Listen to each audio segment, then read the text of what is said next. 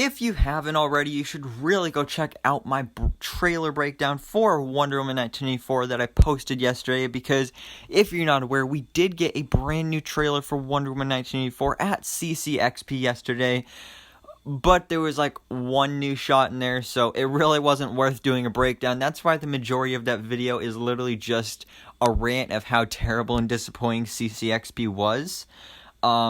Because it really was. Not only for Wonder Woman 1984, but I mean, I get it with that because the movie comes out in 2 weeks. But especially for the Suicide Squad, because we were expecting a trailer for this movie at CCXP. Because they really hyped up the Suicide Squad panel. And then all we got was basically a redo of DC Fandom. We got more behind the scenes footage, which is the same stuff we already saw there.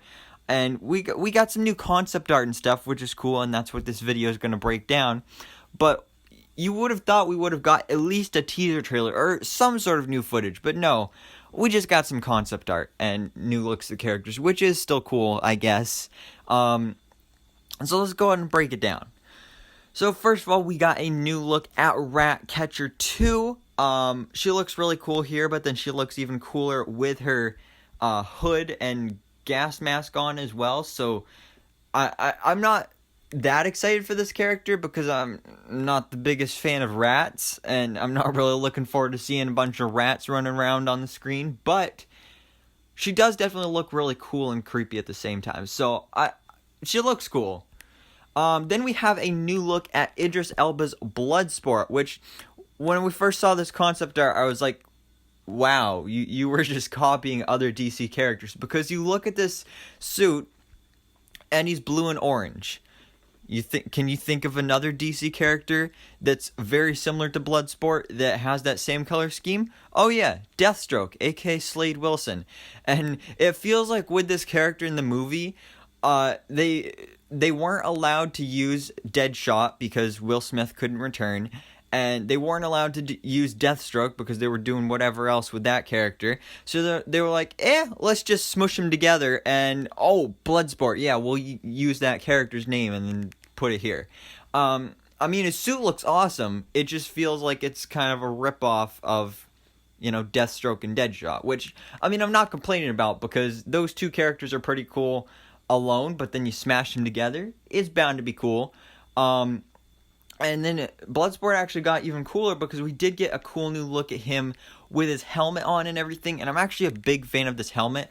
The helmet does look a little weird, but at the same time it looks cool. I'm wondering how he sees out of it, because there's no eye holes on it. It's literally just like, it's a blue solid helmet, and then you got like some teeth at the bottom. I don't get how he sees out of it, but it looks cool. Also looks like he's got like some cool weapons attached to his armor and everything. He's also got, he's got a slingshot on his arm.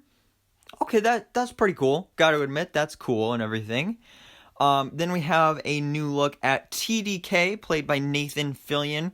And if you're not aware at this point, TDK stands for The Detachable Kid, because in this movie, his power is that he can detach his arms. So, literally, he's going to rip his arm off and whack people with it. That's his superpower. He hits people with his own limbs after he rips them off. So, that's kind of cool. And then, finally, we have a new look at Peacemaker, John Cena's Peacemaker, who will be getting his own HBO Max series as well.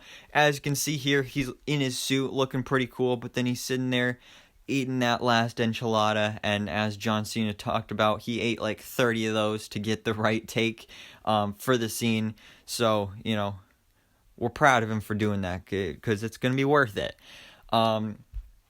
So yeah, guys, that's it. Also, I guess there's a little side note in here, kind of a little bit of a spoiler alert about Javelin in this movie, because during the panel, they said something about how Flula, in between takes, they'd have to go over and have to keep reattaching Flula's limbs and like his arms and legs and stuff. And they may not have thought that was a spoiler, but if you think about it, that's a major spoiler, because that confirms that Javelin dies, because TDK is the one that rips his arms off.